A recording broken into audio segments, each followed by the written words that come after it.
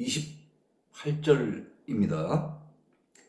예수께서 이 말씀을 하시고 예루살렘을 향하여 앞서서 가시더라. 예수님께서 이 말씀을 하시고 이렇게 되어 있습니다. 이 말씀은 어떤 말씀이냐면 바로 앞에 나와 있는 열 문화에 대한 비유를 말씀하시는 것이고요. 또 열 문화를 말씀하실 때는 11절입니다. 그들이 이 말씀을 듣고 있을 때에 비유를 더하여 말씀하시니 이렇게 되어 있습니다. 그러니까 삭개오에 대한 만남, 그 이후에 비유를 들어서 말씀하시고, 그리고 예수께서 이 말씀들, 그러니까 연속해서 지금 삭개오, 열문화 비유, 이 말씀을 하시고 이제 예루살렘을 향하여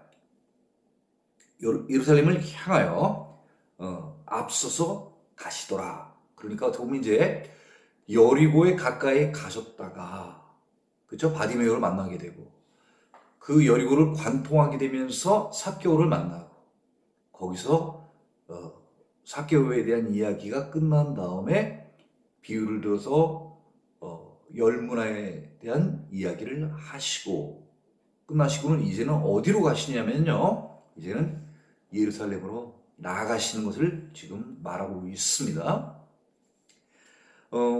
지금 예수님께서 앞서서 가시더라는 표현이 있습니다.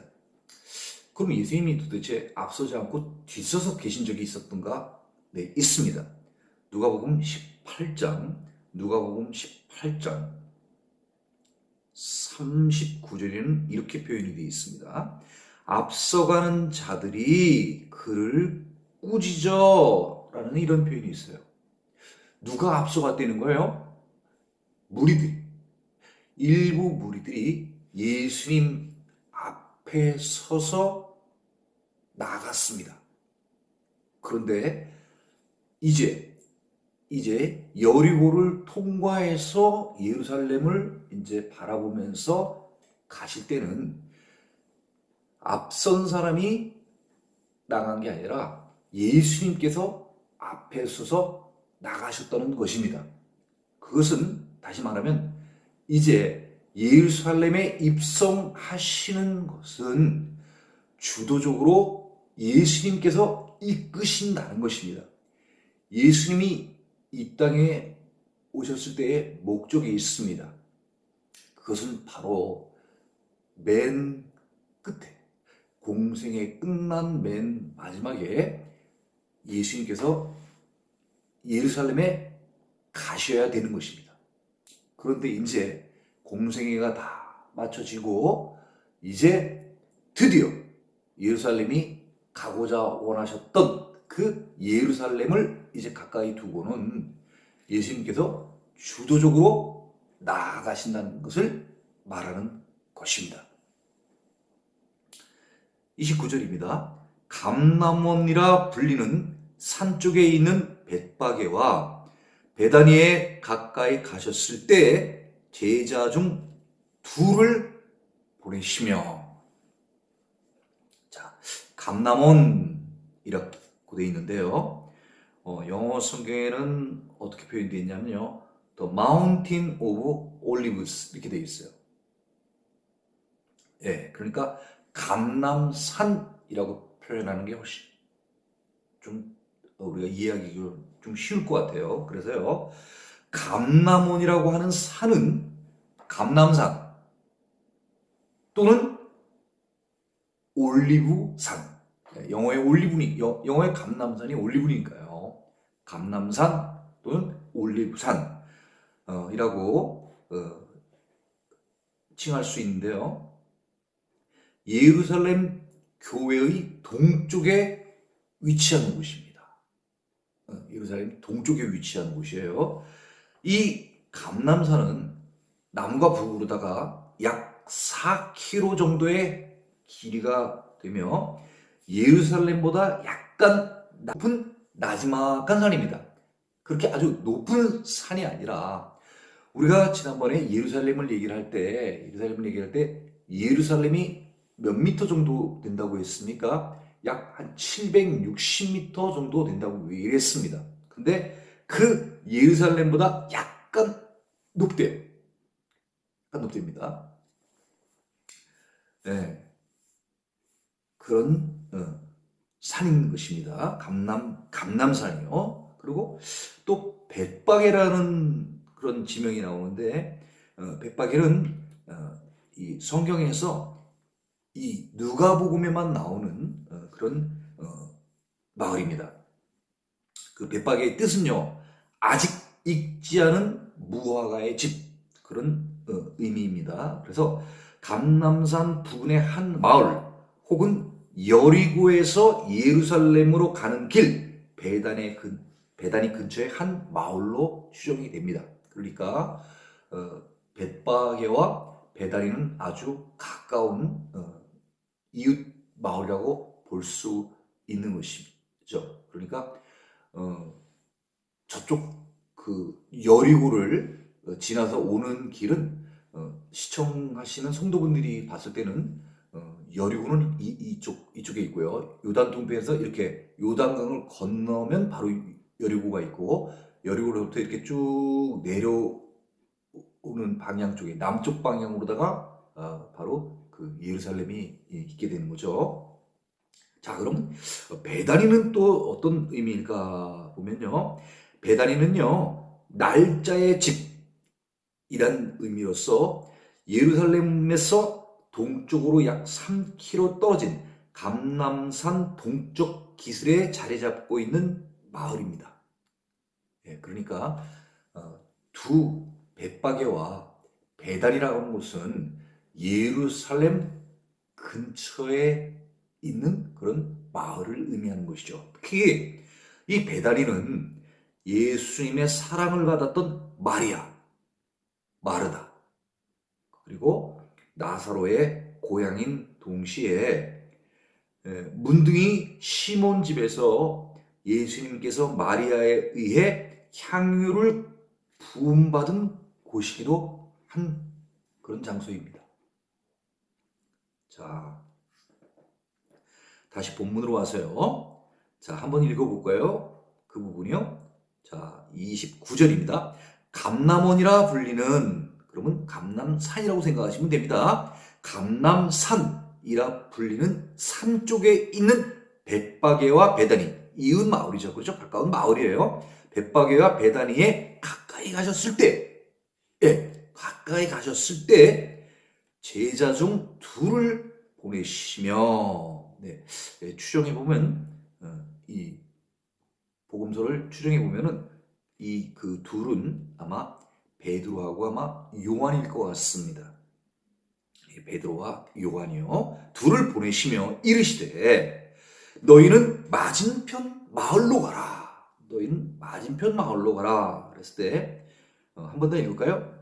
그리하면 그리로 들어가면은 아직 아무도 타보지 않은 나귀 새끼가 매어 있는 것을 보리니 풀어 끌고 오라, 이렇게 돼 있네요.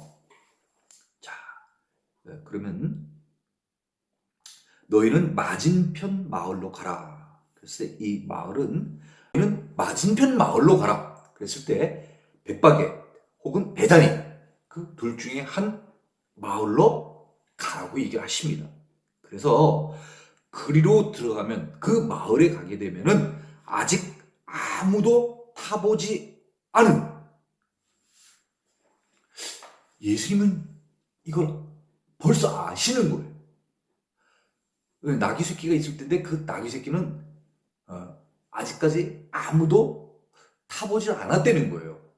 그 얘기는 어떻게 보면 이 나귀 새끼가 아직 어리기 때문에 사람을 태울 수 있는 그런 성숙된 상태가 아니라는 거죠. 아직 좀 덜 큰 거예요. 덜 큰 겁니다. 그걸 예수님께서는 아시는 거예요.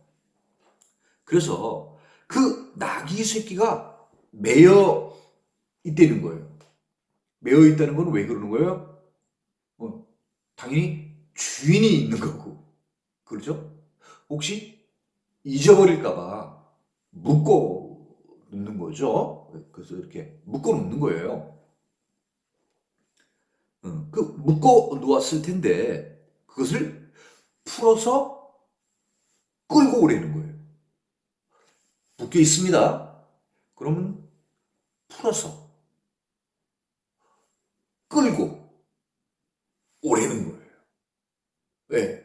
그래서 지시를 했습니다. 지시를 했습니다. 자, 우리가 여기서 하나 봐야 될 게 뭐가 있냐면요. 지금 아직 아무도 타보지 않은 나귀 새끼, 이 나귀 새끼에 대해서 이미 스가랴 선지자에게 선포되어진 예언의 말씀이 있다는 겁니다. 예, 그래서 한번 그 예언된 말씀, 그걸 찾아서 한번 말씀을 드리도록 하겠습니다. 자, 이 스가랴 선지자는요, 언제 활동했던 선지자냐 하면요, 일단은 포로기 이후에 활동한 선지자고요. 똑같이 동시대 활동했던 선지자가 있는데 바로 학개입니다. 자, 이 스가랴 선지자가요, 쭉 이 하나님의 말씀들을 이렇게 전했는데요. 그 중에서 바로 9장입니다. 9장에 나오게 되는데 그 9장의 소제목은 뭐냐면요. The Coming of Zion's King 이렇게 돼 있어요. 예. 그러니까 시온의 왕이 오심. 시온의 왕이 오심. 이렇게 소제목이 되어 있습니다. 네. 이때는 어느 때냐면요. 바벨론 포로로 갔다 왔으니까 왕이라는 이름을 사용했던 그 어떻게 보면 마지막 왕은 시드기야 왕이 끝이에요. 네, 시드기야 왕이 끝이에요. 그렇지만 하나님께서 다윗과 다윗 언약을 맺으실 때는 너도 왕위에 오르게 되고 내 후손도 자자손손 왕위를 끊이지 않게 하겠다고 얘기를 해주십니다. 그게 바로 다윗 언약입니다. 그러니까 이 이후에 메시아가 오게 되면 그 메시아는 누구의 후손으로 온다는 거예요. 성경에 나와 있는 대로 다윗의 후손으로 오게 된다는 것입니다. 자, 9절입니다. 시온에 따라. 자, 무슨 내용이에요? 하나님께서 스가랴 선지자에게 바벨론 포로에서 돌아온 이전에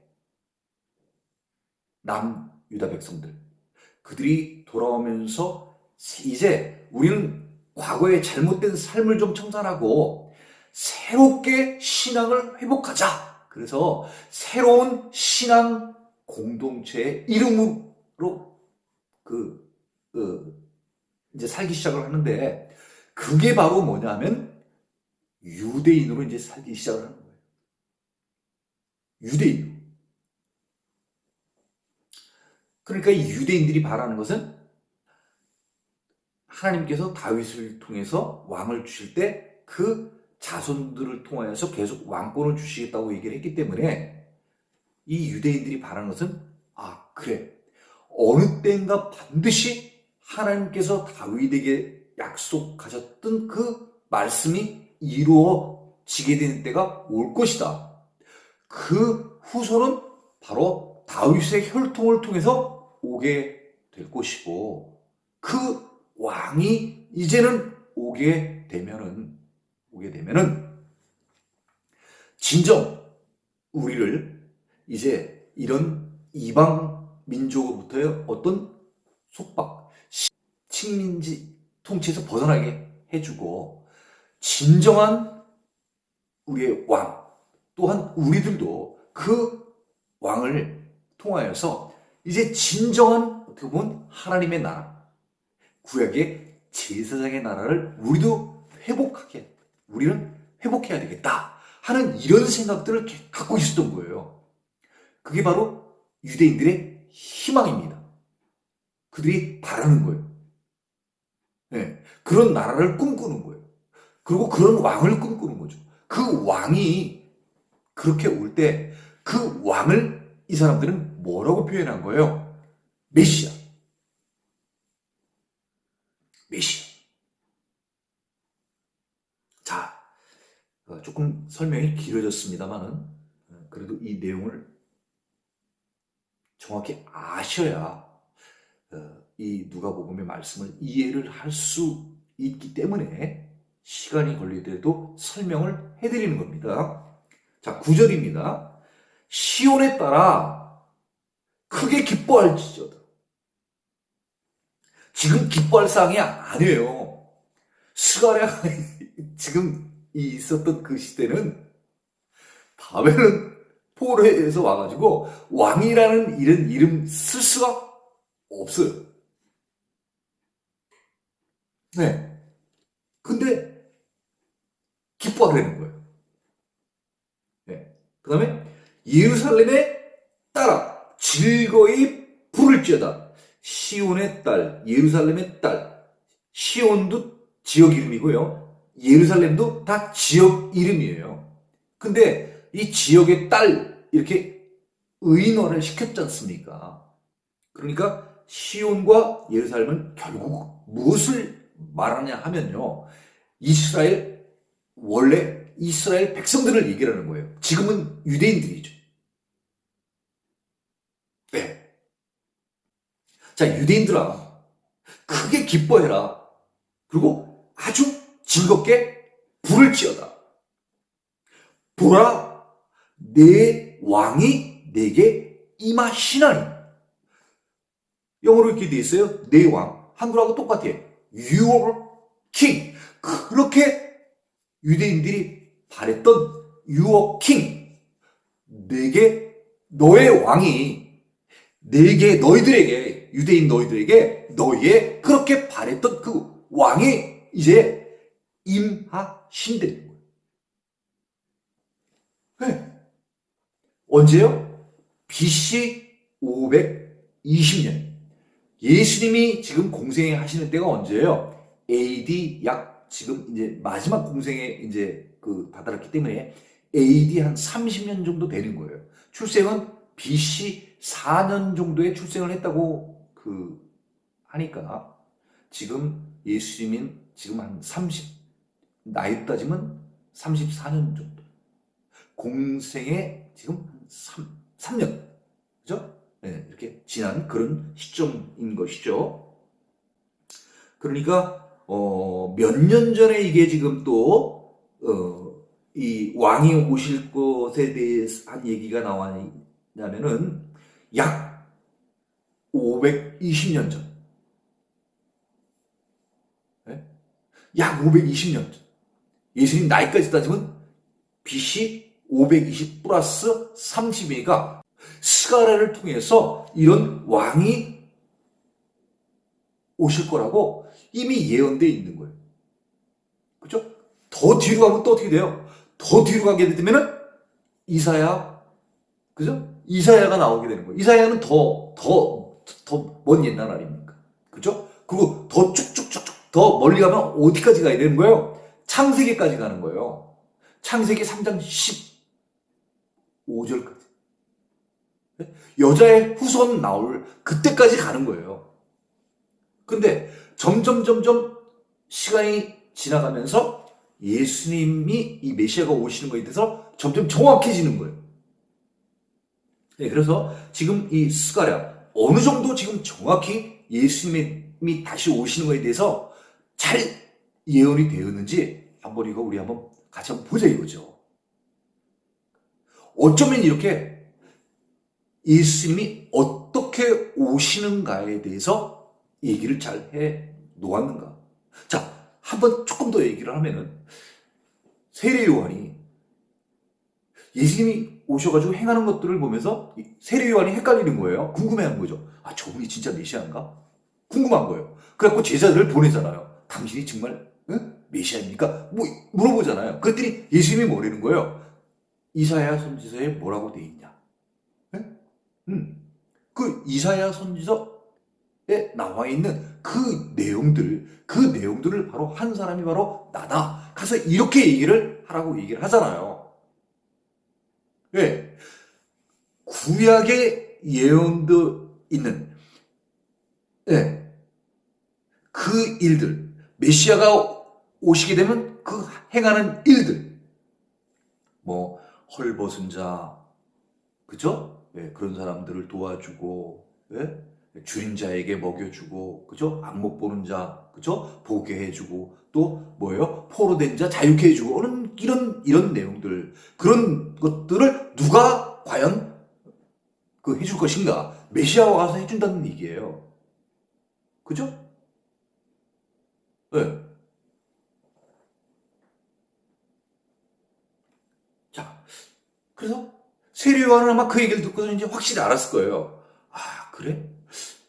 이사야에서 이런 일들이 있는데 지금 예수님이 오셔가지고 행하시는 모든 것들이 구약에서 얘기했던, 이사야 선지자가 얘기했던 게 다 예수님이 다 하고 계시니까. 자, 그러면 오늘의 제가 얘기해 보려고 하는 핵심은 뭐냐? 자, 스가랴 선지자, BC 522년에 부름받아서 하나님의 말씀을 전했던 이 선지자가 써놓은 선포된 말씀이 도대체 무엇인지, 그러면 이 말씀을 행하시는 분이 오시면 그분이 바로 누구라는 거예요? Your King, 너의 왕이라는 거예요. 알고 있으라는 거죠. 이런 사람이 오게 되면 이런 사람이 바로 너의 왕으로 오신 분이라는 거예요. 구약에서 선포한 분이 바로 그 메시아가 와서 이런 행동을 보일 것이다. 그러면 너희는 구약에 선포된 Your King, My King, Our King이 바로 이 사람이다. 이걸 알라고 미리 예언해 주신 거예요. 자, 지금 다시 한번 그래서 스가랴서 읽어보겠습니다. 시온에 따라 크게 기뻐할지어다.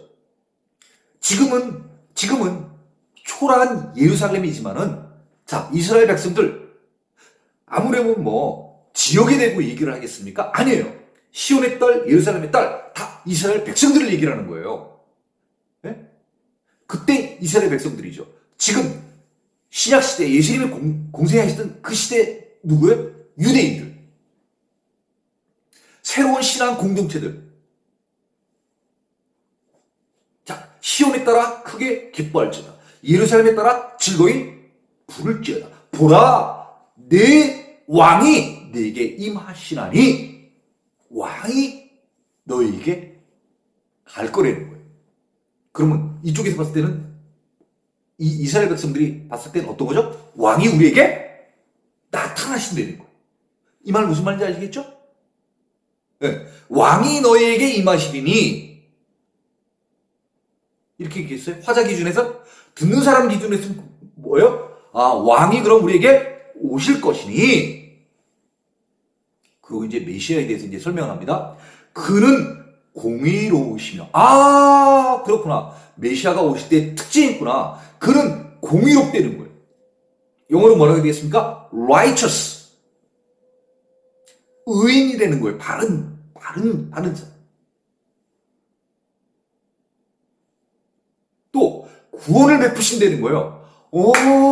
구원을 베푸신다는 거예요. 사실 구원은 누구한테 있는 거예요? 네? 하나님께 있잖아요. 네? 구약시대에 구원을 우리에게 주시는 분은 누구예요? 하나님. 구원이 하나님께 있다고 그러잖아요. 네? 네. 그런데 똑같이 하나님이 행하셨던 그 구원을 이 유어킹, 이 메시아가 오게 되면 구원을 베푸신다는 거예요. 앞서 예수님께서 많은 기적들을 행하시면서 뭐라고 항상 얘기를 하시는 거예요? 네?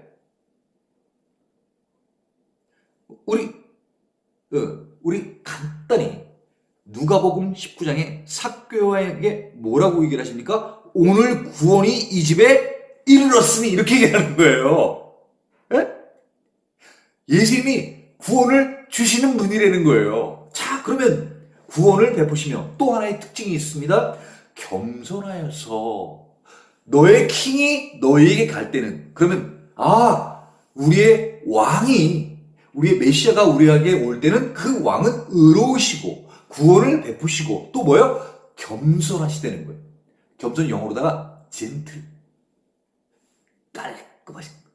그죠? 그게 막 럭셔리하고 막 이렇게 막 호화롭고 막 사치스러운 그런 분이 아니라 겸손하신 분이라는 거예요. 자, 그리고요, 나귀를 타시니, 나귀를 타고 오신다는 거예요. 근데 그 나귀가 어떤 거냐면요, 나귀의 작은 것, 곧 나귀 새끼라는 거예요. 자, 이제 무슨 말인지 이해 가시겠죠? 그렇구나. 세례 요한은 예수님이 오셨을 때 그 표적보다가 어떤 것으로 예수님을 받아들였냐면 이사야에 나와 있는 그 말씀으로 받아들였어요. 네? 네. 그런데 이제 예루살렘 쪽으로 와서는 지금 그러잖아요. 시온에 따라 예루살렘에 따라 이렇게 표현돼 있잖아요. 지금 예수님께서 지금 예루살렘에 다 오셨잖아요. 오셨으니까 지금 이 시온에 따라 예루살렘에 따라 이 얘기를 하시는 거예요. 그러면 벌써 스가랴는 스가랴 알고 있는 건 아니죠. 스가랴는 전달만 하니까. 하나님이 스가랴를 통해서 알게 해주시는 거죠. 자, 시온과 예루살렘에 있는 그 백성들아, 너희들 이제 너희에게 유어킹, 너의 왕, 메시아가 갈 테니까 알고 있어라. 어디로요? 시온의 딸 예루살렘의 백성들. 그 백성들 보고 알게 하시는 거예요. 시온과 예루살렘에 있는 그 백성들에게 쉽게 너희들이 알 수 있어. 너의 왕은 바로 그곳으로 갈 거야. 그런데 어떤 표적이 있냐면, 어떤 그런 표식이 있냐 하면은, 그분은 의로운 자로 갈 거야. 그리고 그분은 너에게 구원을 줄 거야. 그분은 너에게 겸손한 자로 갈 거야. 그분은 너에게 새끼 나귀를 타고 갈 거야.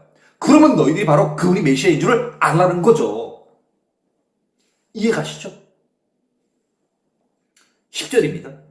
내가 에브라임의 병거와 예루살렘의 말을 끊겠고 전쟁하는 활도 끄드리니. 이 메시아가 갈 때는요, 너에게 갈 때는 병거, 전쟁하는 거 있지 않습니까? 전쟁에 쓰이는 병거, 그 다음에 말, 그 다음에 활, 이런 것들은 다 끊어버린다는 거예요. 네? 이 메시아가 올 때는, 이 메시아가 우리가 생각할 때는 막 무장을 해가지고, 골리앗처럼, 정말 이런 막 엄청난,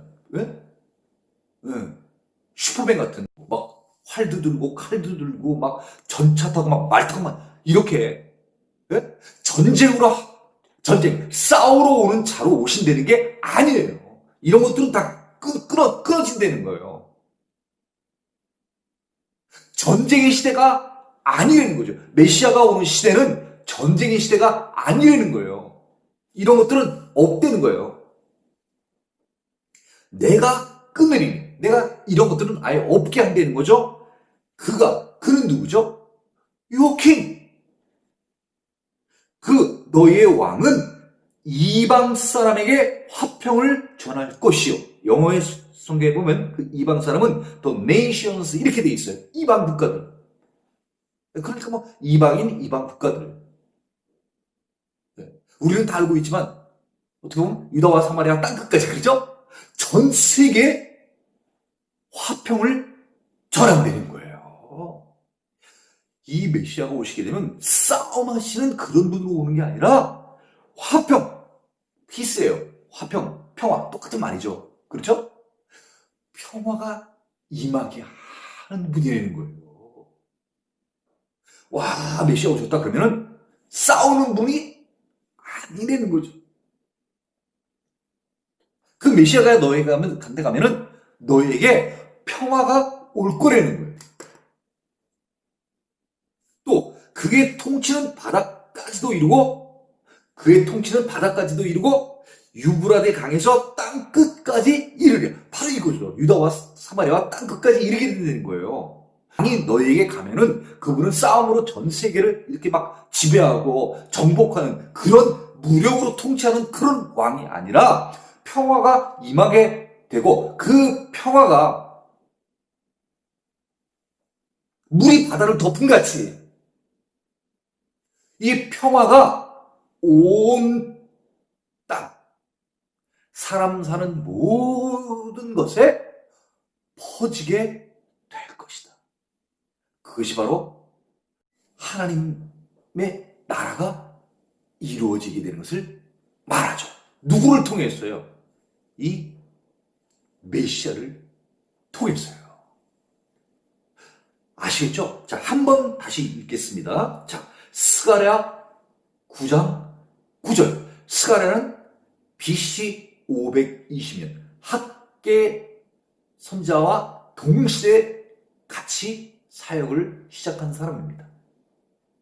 BC 520년, 520년 전에 선포되어진 하나님의 말씀입니다. 9절. 시온에 따라 크게 기뻐할지어다. 막 좋아하라는 거예요. 또 예루살렘에 따라 시온과 예루살렘 다 어디를 상징하는 말이에요? 사실은 유대를 상징하고 전체적으로는 어떻게 보면 가나안 땅, 이제 하나님께서 약속하셨던 그 가나안 땅에 이스라엘 백성들 전체를 다 이야기할 수 있는 것이죠. 그러면 구약 백성들은 다 알아듣잖아요. 이게 누구한테 얘기하는 건지. 그죠? 다른 민족들은 못 알아들어요. 그런데 시온에 따라 예루살렘에 따라 그러면 유대 백성들, 유다 백성들은 다 알아듣는 거야. 아, 저거 하나님이 우리에게 주시는 말씀이구나. 이렇게 알아듣는 거예요. 크게 기뻐할지어다 즐거이 부를지어다. 보라, 내 왕이 내게 임하시나니. 와, 이제 보게 된다는 거예요. 너의 왕이 임하시게 된다는 거예요. 그런데 그 왕은 어떠시냐면요. 그는 공의로우시며 구원을 베푸시며 겸손하여서 나귀를 타시나니 나귀의 작은 것 곧 나귀 새끼니라. 10절입니다. 내가 에브라임의 병거와 예루살렘의 말을 끊겠고 전쟁하는 활도 끊으리니 그는 누구죠? 유오케이 메시아. 그 메시아가 이방 사람에게 화평을 전할 것이요 그의 통치는 바다까지도 이루고 유브라데의 강에서 땅 끝까지 이르리라.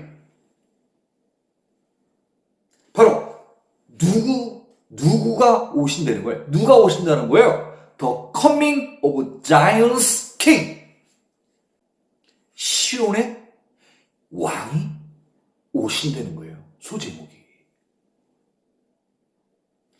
그렇게 대망하였던, 바라고 바랐던 그 왕이 앞으로 오실 것이라고 스가랴는 몰라. 그렇지만 하나님께서 스가랴를 통해서 메시지를 줬어요. 하나님의 뜻을, 하나님의 계획을 알려주신 거예요. 메시아를 보내시게 된 것을. 자, 그리고 다시 본문으로 보겠습니다. 본문은 어디 한번 읽을까요? 30절 읽을게요. 30절. 이르시되 너희는 맞은편 마을로 가라. 그리로 들어가면 아직 아무도 타보지 않은 나귀 새끼가 매어 있는 것을 보리니 풀어 끌고 오라. 31절입니다. 만일 누가 너에게 어찌하여 푸느냐 묻거든 말하기를 주가 쓰시겠다 하라 하시매. 당연히 묶여있는 나귀 새끼를 풀어가지고 가져가려고 하면은, 네? 가져가는 측 입장에서는 예수님께서 말씀하시니 갖고 오지만은 누가 주인이라도 그걸 보면은 주인이 봤을 때는 그 상황은 어떤 상황이에요? 도둑이 가축을 훔쳐가는 거 아니에요. 그러니까 당연히 물어보겠죠. 아니 왜 당신 왜 갖고 가? 내 남의 나귀 새끼를 왜 갖고 가는 거야? 당연히 물어볼 거 아니겠습니까? 예수님은 그것도 아시는 거예요. 그래서 그렇게 혹시 그렇게 물어보면 왜 가져가냐고 물어보면은 얘기를 해라. 주가 쓰시겠다고 얘기를 해라. 그렇게 얘기를 하라는 거예요. 주가 쓰시겠다고요. 어떻게 보면 무슨 뜻이에요? 주인이 쓰시겠다는 거예요. 진짜 주인이. 진짜 주인은 누구예요? 온 삼라만상을 다 만드시고 온 땅, 온 세상의 주인이 누구예요? 절대자. 창조주신 하나님이 주인 아니에요? 오너 아니겠습니까? 네. 우리 모두는 청지기적인 사명을 갖고 있어야 되는 거예요. 네. 보시잖아요. 주가 쓰시겠다. 그 주, 그렇지. 주인. 진짜 주인이 누구지? 그 하나님이 쓰시겠다고 하시는 거구나. 가져가세요. 이렇게 되는 거죠.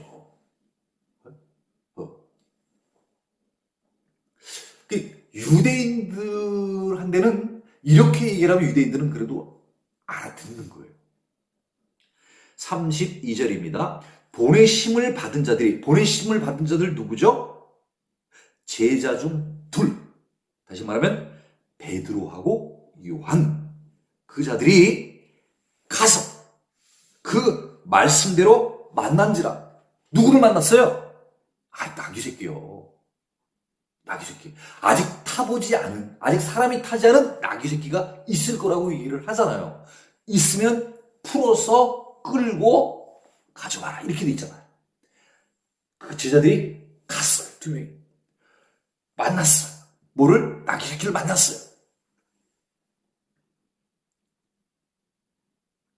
33절입니다. 나귀 새끼를 풀 때, 지금, 동사가 3개가 있잖아요.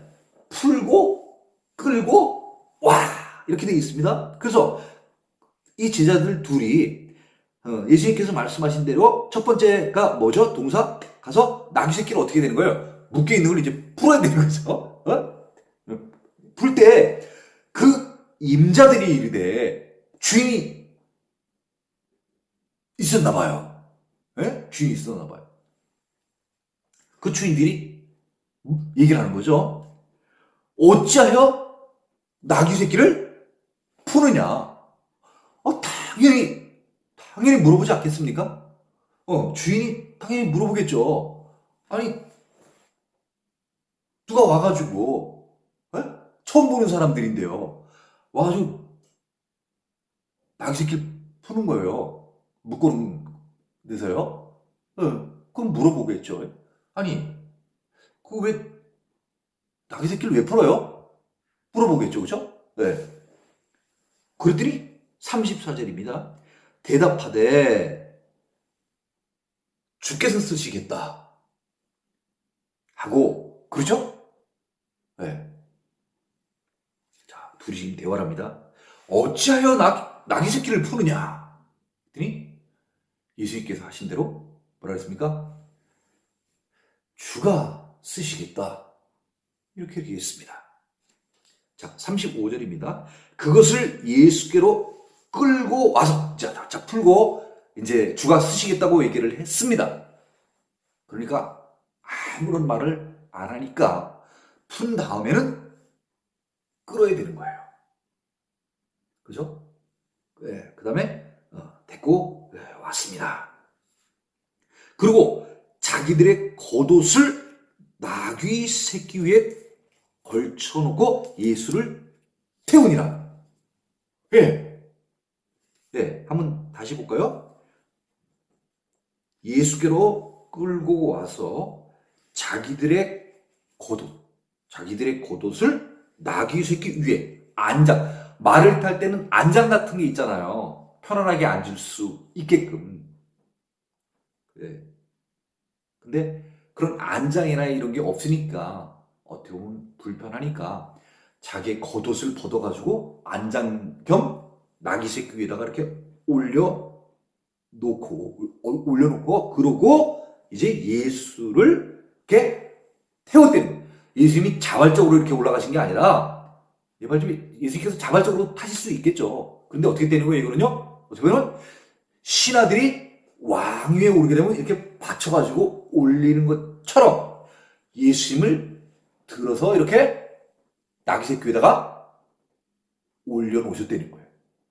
앉히셨다는 거예요. 그 말은 다시 말하면 무슨 말이냐면요. 왕으로 인정을 하고 그렇게 모셨다는 것이죠. 예. 자, 이 겉옷을 벗어서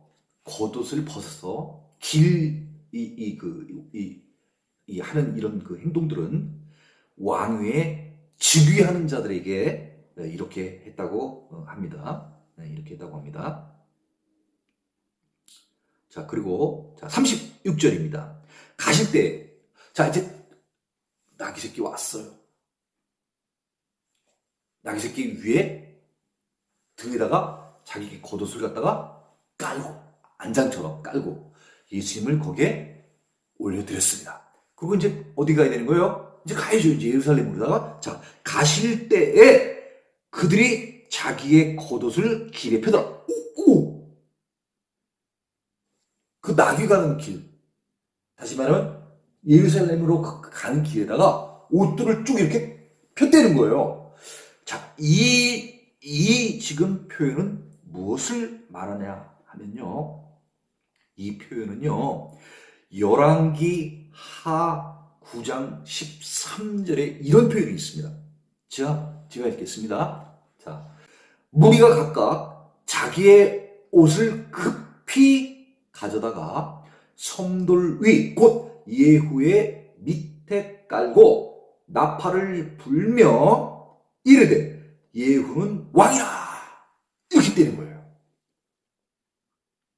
그러니까 지금 예후의 이 밑에 까는 이 지금 행동, 길 위에 지금 펴는 이 행동 자체는요, 무엇을 말하냐 하면 왕 위에 즉위하는 자, 왕이라는 것을 나타내는 것이다 하는 얘기입니다.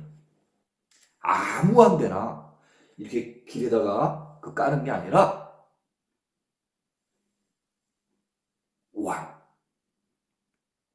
왕 위에 즉위한 자. 그때 존경과 환영을 상징하는 표현이 되는 거죠. 그러면 이들이 다 지금 예수님을 누구라고 인정을 한 거예요? 왕. 아까 그 앞에 스가랴에 나오지 않습니까? You are king 이렇게 나왔잖아요. 그러면 이쪽에서 봤을 때는 뭐죠? My king 혹은 our king. 그것을 인정한 거예요. 이분이 메시아다 하는 것을 인정한 것이죠. 자, 37절입니다. 이미 감람산 내리막길에 가까이 오심에 제자의 온 무리가 자기들이 본 바 모든 능한 일로 인하여 기뻐하며 큰 소리로 하나님을 찬양하여 이렇게 되어 있습니다.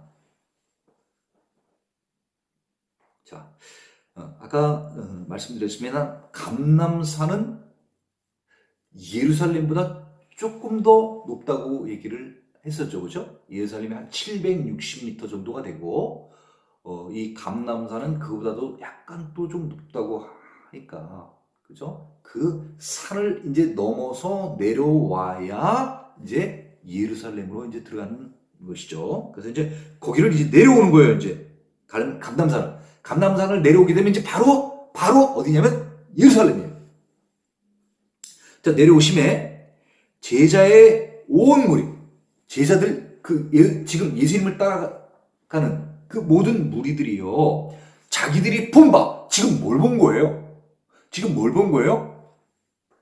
예수님께서 나귀 새끼를 가서 풀어오라고 얘기를 하셨습니다. 주가 쓰시겠다고 해서 풀어오라고 했어요. 그들이 진짜 제자 둘이 가가지고 나귀 새끼 풀어오라고 얘기했는데 간 사람은 누군가요? 베드로하고 요한이 갔어요. 사람들이 다 들었을 거 아니에요. 아니, 나귀 새끼를 어디 있나 지금? 예수님은 다 아시니까. 갔더니 진짜 나귀 새끼를 끌고 오는 거예요. 이런 것들을 보니까 또 같이 이것을 봤던 모든 무리들이 깜짝 놀라는 거죠. 와, 엄청나다. 엄청나다. 네? 그리고, 야, 나귀 새끼? 저거 스가랴 선지자가 예언했던 바로 그 말씀인데, 나귀 새끼 타고 오는 자. 그 자가 바로 왕인데, 그럼 진정 이분이 메시아구나. 이렇게 깨달은 거죠. 그러면서 이구동성 다 얘기를 하는 거예요. 야, 그것뿐만이 아니야. 옛날에 중풍병자도 고치고 죽은 자도 살리셨어. 네? 회당장 야이로의 딸도 살리셨잖아요. 네? 네. 그 다음에 문둥병자, 중풍병자, 뭐 손 마른 자, 뭐 네? 막 보여줬던 많은 이적들. 가장 큰 건 뭐죠? 아니, 오병이어의 기적. 오병이어의 기적. 네? 그런 기적들을 다 이구동성으로 각자 얘기하는 거예요. 맞아. 예수님이 오셔가지고 그때 그런 일을 했었잖아. 그거는 사람으로서는 할 수 없는 일 아니겠어. 네? 그래, 맞아. 사람으로 할 수 없는데 구원, 부자가 하늘나라 들어가는 게 낙타가 바늘기보다 힘든데 그럼 그럼 누가 들어가겠냐고 했더니 사람으로는 할 수 없고 하나님만이 하실 수 있다고 얘기를 했잖아. 그런 것들을 막 서로 얘기를 하면서 이분이 분명한 메시아다 하는 이런 것들을 확신을 얻게 된 거예요. 그러니까 어떻게 돼요? 기뻐하는 거예요. 아까 나왔잖아요. 기뻐하라고. 네? 나왔지 않습니까? 아까 스가랴 선지서예요. 뭐라고 돼 있어요? 크게 기뻐할지라는 거예요. 그리고 또 즐거이 부를 지르는 거예요. 네? 왕이 오셨네. 네? 다른 표현하면 호산나 다윗의 왕이야. 막 그래가지고 막 기뻐하는 거예요. 그래서 큰 소리로 하나님을 찬양하는 거예요. 할렐루야. 하나님 감사해요. 주님 감사해요. 막 큰 소리로 막 외치는 거예요. 자, 38절입니다. 이르되 찬송하리로다. 주의 이름으로 오시는 왕이요. 와, 이제 확실히 이제 안 거예요. 확실히 고백하는 거예요. 주의 이름으로 오시는 왕이요. 다시 말하면 이 주의 이름 뭐예요? 하나님의 대리자의 자격으로 오신다는 거죠. 네, 뭐요? 이 오시는 왕은 누구라고요? 주의 이름, 하나님의 이름으로 대리자, 하나님의 대리자의 자격으로 오신다는 거예요.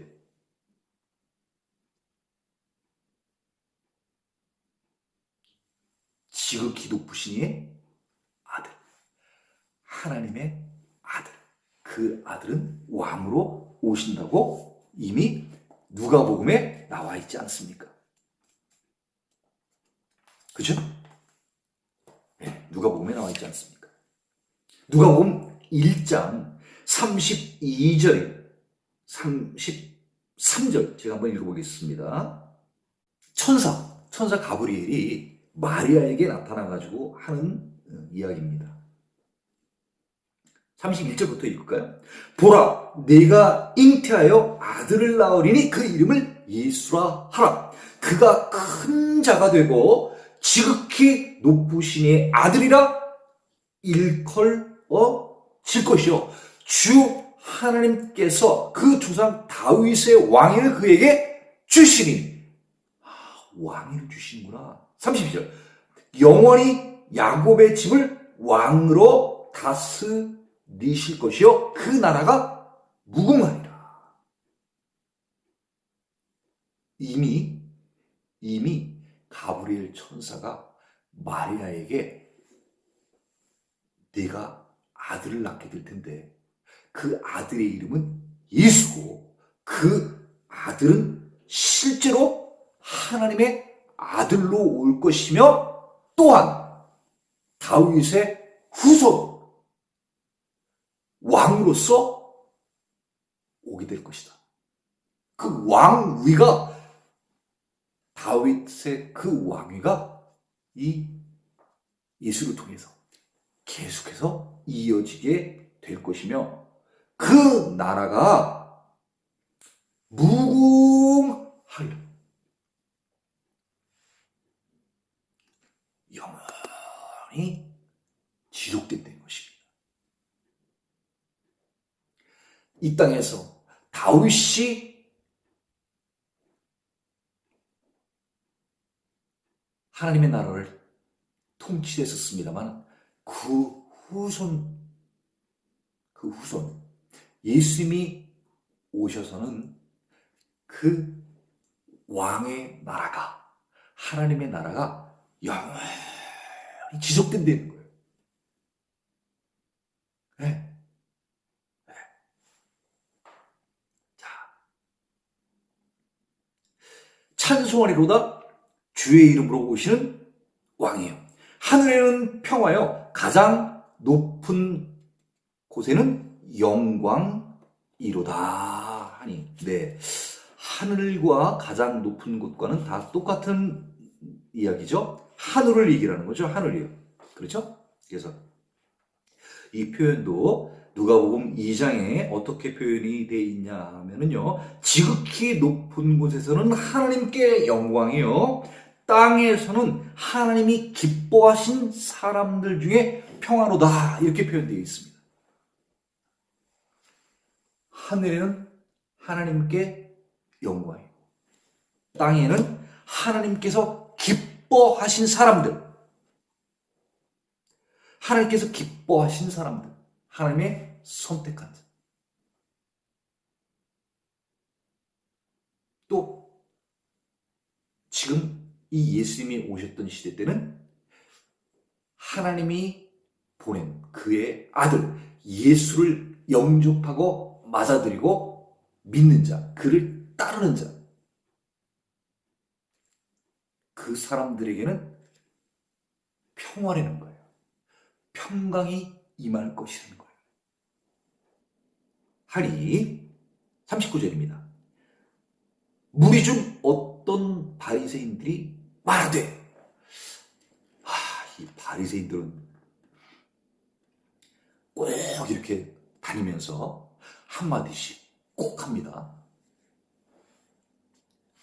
무리 다가 아니라 그 무리 중에 따라다녔던 바리새인들, 이 예수님이 도대체 어떤 일들을 행하는지 계속해서 쫓아다니면서 스토커라 그러나요? 맞는지 모르겠습니다만 계속 그 따라다니는 거예요. 네. 따라다니면서 어떤 일들을 하는지 계속해서 관망을 하는 거죠. 네. 지금 바리새인들 지금 그런 입장입니다. 자, 말하되 선생이요. 이 바리새인들은 꼭 표현을 이렇게 써요. 선생이요. 아까 예수님께서 그 나귀 새끼 가지러 갔을 때 사람들이 왜 나귀 새끼를 푸느냐 그러면 뭐라고 얘기를 해줬어요? 주가 쓰시겠다 그런 표현 있지 않습니까? 주가 쓰시겠다. 그 주라는 표현은 Lord, 하나님을 의미하는 겁니다. 큐리오스라는 말은 하나님을 바로 의미하는 거예요. 그런데 이 바리새인들은 절대 그런 말을 안 써요. 그 말은 무슨 뜻이냐면 이 바리새인들은 예수님을 메시아라고 생각하지 않기 때문에 그렇습니다. 자, 뭐라고 얘기하냐면요. 선생이요. 그냥 랍비 정도라고 생각을 하는 거예요. 당신의 제자들을 책망하소서 하는 당신의 제자들을 책망하소서. 그 무슨 뜻이에요? 당신 제자들이 지금 말 잘못하고 있는 거예요. 이런 뜻이에요. 그렇게 하면 안 된다는 거예요. 뭐가 안 된다는 거예요? 그 앞에 얘기한 그대로죠. 네? 왕이라고 표현하면 안 된다는 거예요. 네. 지금 사실 왕은 있잖아요. 로마엔 지금 황제도 있고 또 분봉왕들도 있고 그러는데 나사렛 예수가 어떻게 왕이 되겠냐는 얘기죠. 네? 그건 다시 말하면 신성 모독죄고 또 어떻게 되면 로마 황제에 대해서 반란하는 그런 반란죄에 해당되는 거죠. 반역죄라는 거예요. 하나님께는 신성모독죄. 현재 지금 식민지 상태에 있는 로마의 황제와 분봉왕으로 있는 지금 이런 상황에서 왕이 있는데 또 새로운 왕이 지금 왔다고 이야기를 한 것은 너희들 반역을 도모한다는 거죠. 그래서 그렇게 하지 말라는 거예요. 너희들 지금 잘못하고 있다는 거죠. 말리라는 거예요. 그렇게 하지 못하게. 왕이라는 표현을 쓰지 못하게 하라는 거죠. 40절입니다. 대답하여 이르시되 내가 너희에게 말하노니 만일 이 사람들이 침묵하면 돌들이 소리 지르리라 하시니라. 야, 참 내가 너희한테 정말 얘기를 해주는데 이 사람들이 나에 대해서 왕이라고 막 이렇게 기뻐하는 것 이거 그들이 말 안 하면은 돌들이라도 소리를 지르면서 나를 환영할 거라는 거예요. 자연 물들도 뭐 돌뿐이겠어. 그렇게 따지면 돌도 그렇고 나무도 그렇고 식물도 그렇고 모든 것들이 나를 다 기뻐하고 환영할 거라는 거예요. 내가 자연을 창조한 하나님 아버지의 아들로 내가 온 메시아야. 너희들만 모르지 다 알아. 그러니까 다 순종하잖아요. 이 예수님께. 이 바리새인들 참 영의 눈이 띄어지지 않는 자들이에요. 와도 메시아가 왔는데 와서 이사야 선지서에 얘기한 모든 것들이 다 행해지고 있는데도 못 깨달아. 스가랴 9장 9절에 나와 있는 나귀 타고 오시는 분 요아kim 그 왕이 나귀 타고 오는 그 내용이 이미 선포되어지고 예언되어져 있는데도 불구하고 또 그것도 못 깨달아. 아니 그럼 도대체 이 바리새인들하고 서기관들하고 율법교사들은 성경을 통해서 무엇을 기다리는 거예요 도대체? 어떻게 보면 이 사람들은 그냥 지금이 좋은 거예요. 왜요? 먹고 사는데 괜찮잖아요 다. 그리고 또 자기네들은 어떻게 생각을 해요? 자기네들은 아브라함의 후손이라고 생각을 하기 때문에 자기네들은 가만히 있어도 천국 간다고 생각을 하는 거예요. 아니라고 생각을 하는 거죠. 자기네들이 짓는 죄는 죄가 아니라고 생각을 하는 거예요. 그리고 계속해서 누구만 보는 거예요? 다른 사람만 보는 거예요. 색안경을 끼고 세상을 보는 거예요. 그러니까 온통 시꺼멓고 온통 또 파랗고 또 온통 빨갛고